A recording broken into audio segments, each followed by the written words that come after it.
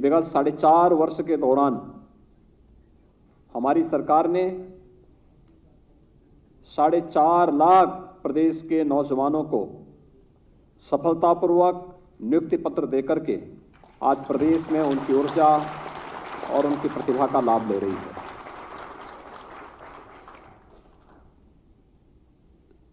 शासन की केवल एक अपेक्षा आप लोगों से है कि आपने जैसे चयन की प्रक्रिया को देखा होगा,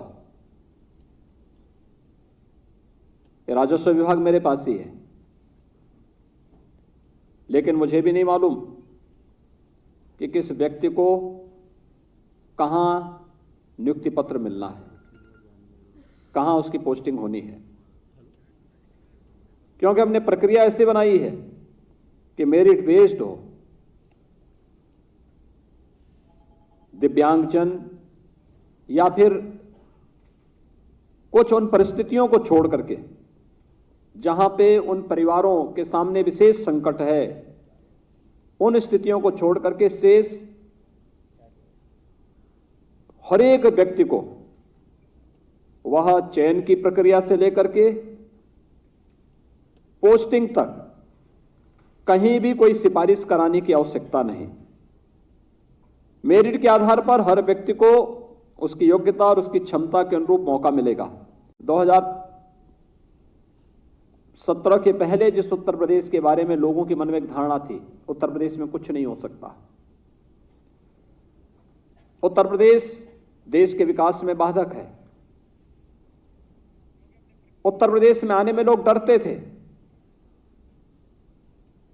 उत्तर प्रदेश में राजस्व मामलों में न्याय मिलना लोगों के लिए एक बहुत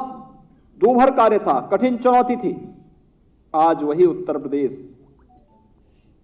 कैसे अपने लक्ष्यों को प्राप्त कर रहा है। आज आपने देखा होगा कि कैसे